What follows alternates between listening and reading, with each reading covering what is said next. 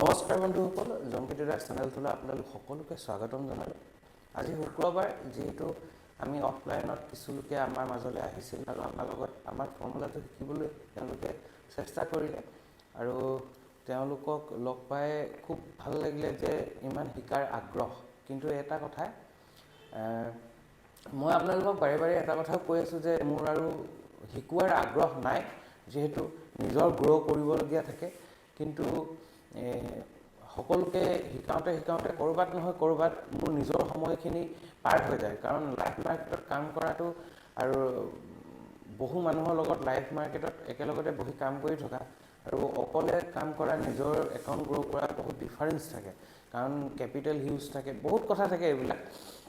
যি কি নহওক লাগে, আমি যোৱা 7 তাৰিখৰ পৰা 7 জানুৱাৰীৰ পৰা আমি আৰম্ভ কৰিছিলোঁ আৰু আজি 10 জানুৱাৰী, আজি আমি শেষ কৰিছোঁ। তেওঁলোকৰ লগত কথা পাতিম, তেওঁলোকে কেনেকুৱা কি পালে তেওঁলোকৰ এই যি ফৰ্মুলা দিলোঁ, ফৰ্মুলাটো কাম দিয়ে নে নিদিয়ে নে কি কৰে। তাৰ আগতেও কিন্তু আৰু এটা কথা আপোনালোকক দেখাম আহক, আজি মাৰ্কেটখনকে দেখাম আহক। আজি মাৰ্কেটখনত আপোনালোকে দেখিছে ক'ৰবাত নহয় ক'ৰবাত আমাৰ এই টপত আমাৰ ফৰ্মুলা ৰাতিপুৱা এইডাল অপেনিং কেণ্ডেল অপেনিং হৈ আমাৰ টপত ক'ৰবাত নহয় ক'ৰবাত আমাৰ এটা চেল দিলে, মানে পুট বাই কৰিবলৈ আমাক সুবিধা দিলে। তাৰপিছত বহু পইণ্টলৈ গুচি গ'ল। কিন্তু যিহেতু প্ৰিভিয়াছ ডে যিটো ল' ইয়ালৈকে আছিলে, আমি ইয়ালৈকেহে টাৰ্গেটটো ল'ব পাৰিলোঁ, যিহেতু ট্ৰেইল কৰিব নোৱাৰিলোঁ লাইভ ট্ৰেডিং চলি থকাৰ বাবে। নিফ্টিত ট্ৰেড কৰিছিলোঁ 1 লট আৰু 1 লটত কিমান প্ৰফিট হ'ল? 1721 টকা। আমাৰ যিসকল ষ্টুডেণ্ট আছে লাইভত, তেওঁলোকৰ কিছুমানৰ হৈছে 1900, কিছুমানৰ 2000, কিছুমানৰ 1600, কিছুমানৰ 1800, মানে এভাৰেজ মানে 1700 to 1800 1 লট নিফটি 50ত আমাৰ প্ৰফিট হৈছে। আৰু আমি কিমান মিনিটত এই ট্ৰেডটো সম্পূৰ্ণ কৰিলোঁ? 9:29 ছেকেণ্ডত লৈছোঁ, 9:25 আৰু 9:32 30 মিনিট, অলমষ্ট 7 মিনিটৰ এই ট্ৰেডটো আছিলে। 7 মিনিটত কেপিটেল ইউজ হৈছিলে মাত্ৰ 13,000 পৰা 14,000 আৰু প্ৰফিট হৈছে অলমষ্ট 10%ৰ ওপৰত, 15%ৰ ওপৰত আমাৰ প্ৰফিট হৈছে। এতিয়া আমি আপোনাৰ ওচৰলৈ আহিছোঁ। আপুনিও লাইভ ট্ৰেড কৰিছিলে, কিন্তু আজি প্ৰথমবাৰ ট্ৰেড কৰিছে। যি কি নহওক লাগে, আপোনাৰ কি হ'ল কি নহ'ল এইটো চাওঁ। এইটো আপোনালোকে যদি চায়, তেওঁ আজি প্ৰথমবাৰ ট্ৰেড কৰিছে, মোৰ লগতে আছিলে, লাইভ ট্ৰেড কৰিছে 708 1 লটত। সেইটো ডাঙৰ কথা নহয়। ডাঙৰ কথা হয় যে তেওঁ যি এই ফৰ্মুলাটো শিকিছিলে, এই ফৰ্মুলাৰ আঁৰত থাকি কি ধৰণে কাম কৰিব, তাৰে আজি এটা ডেমো আছিলে। তেওঁলোকে এই কামটো আজি কৰিছে। কেনেকুৱা লাগিলে, কি কৰিব, কি পালে? ছাৰৰ ইয়ালৈ আহি খুব ভালেই লাগিলে। হয়, মই মানে বহুতখিনি কথা শিকিলোঁ। হয়। আৰু ভৱিষ্যতত মানে এইটো ফৰ্মুলাত কাম কৰি মানে বহুত আগবাঢ়ি যাম বুলি মই আশা কৰিছোঁ। ফৰ্মুলাটো বেক টেষ্ট কৰিলে? বেক টেষ্ট কৰিলোঁ। কাম কৰেনে? কাম কৰে, সম্পূৰ্ণ কাম কৰে।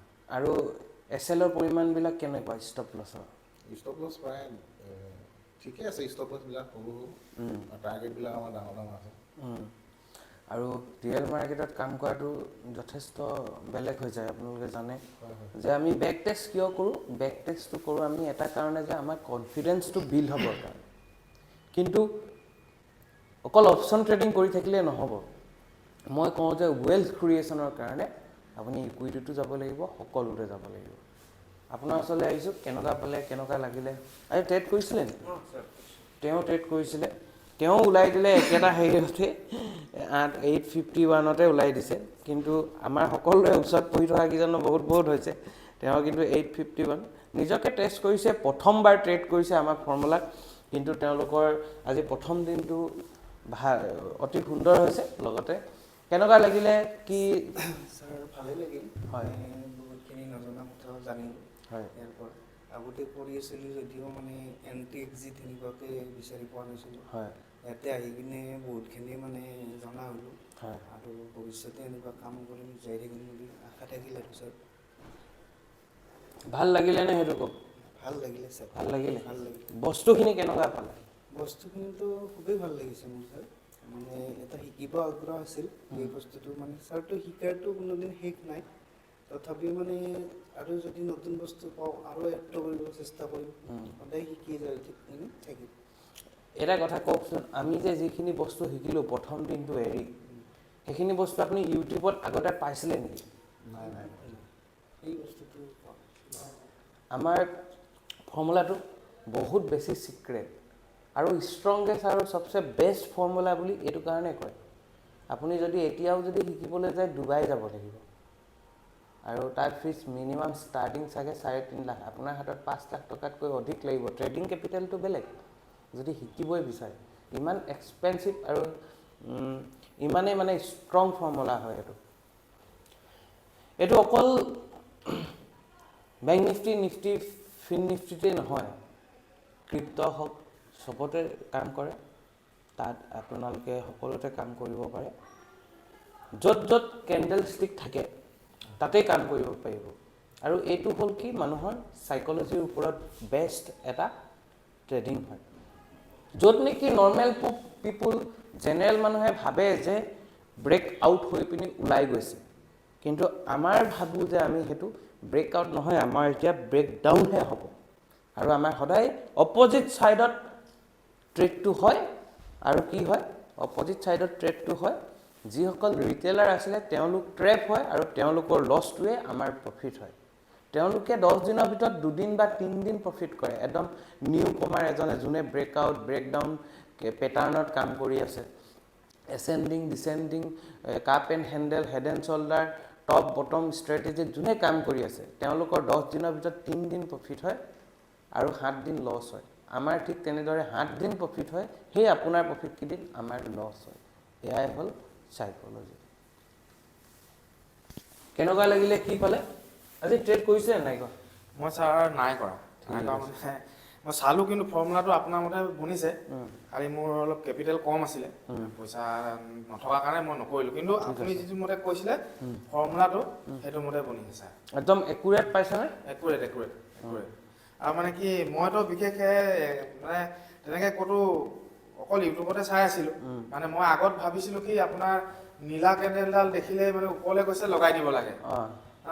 তাৰপৰা ৰঙা কেণ্ডেলডাল তলৰ ফালে আহিলে মানে পুট বাই কৰিব লাগে, সেইটোহে গম পাইছিলোঁ। বাকী মানে কেণ্ডেলৰ বিষয়ে মোৰ তেনেকুৱা একো গম পোৱা নাছিলোঁ। এতিয়া মানে ওপৰলৈ গ'লে আপোনাৰ তললৈ আহিলে ৰেজিষ্টেঞ্চত কি বনিব লাগে, মানে হামাৰ, ইনভাৰ্টেড হামাৰ হওক বা বেৰি চাৰামি, এই গোটেই কেণ্ডেলখিনি মই ইয়াতহে গম পাইছোঁ। আপুনি যি কেণ্ডেল মানে দেখালে ছডাল, মানে ট্ৰেডিঙৰ নলেজটো মানে জ্ঞান মোৰ একেবাৰে নাছিলে। ইয়াত আহিহে মই মানে জ্ঞান পাইছোঁ। আৰু আপুনি যিখিনি দিছে সেইখিনি ঘৰত গৈ চামগৈ, ভাবিছোঁ মই জীৱনত মানে দেৰিকৈ হ'লেও ছাকচেছটো পাম। মোৰ সময় লাগিব ছাৰ, হ'লেও পাম। হয়, ধন্যবাদ। ভাল লাগিল। তেওঁৰ চেষ্টাৰ অসাধ্য একোৱেই নাই, চেষ্টা কৰিলে সাধ্য হ'বই। আপুনি ক'ৰ পৰা আহিছিলে? হয়, মই নগাঁৱৰ পৰা আহিছিলোঁ। কেনেকুৱা লাগিলে?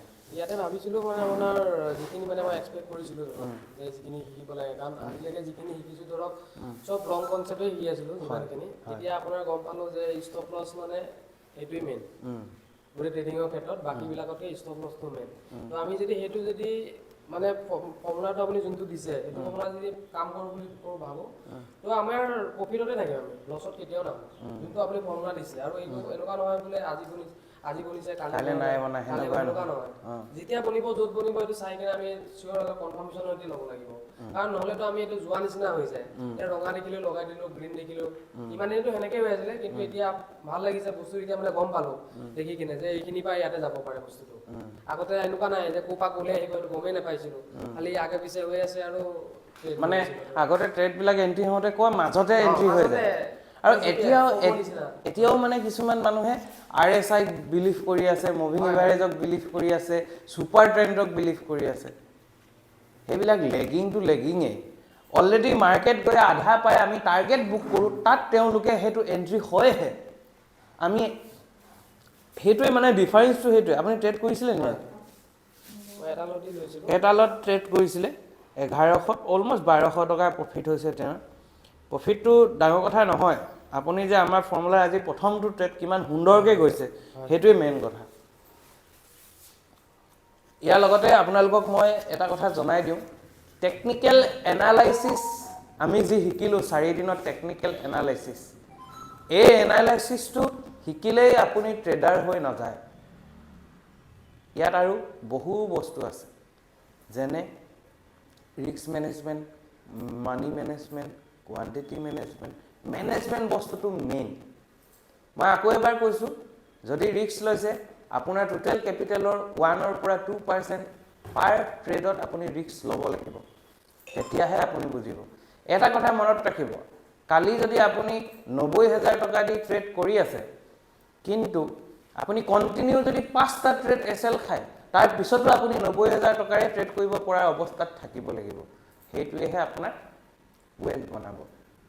আৰু ইয়াৰ লগতে আপোনালোক সমূহ ৰাইজক, অসমবাসী ৰাইজক আগন্তুক ভোগালী বিহুৰ শুভেচ্ছা জনালোঁ, লগতে ইংৰাজী নৱবৰ্ষৰ শুভেচ্ছা জনালোঁ।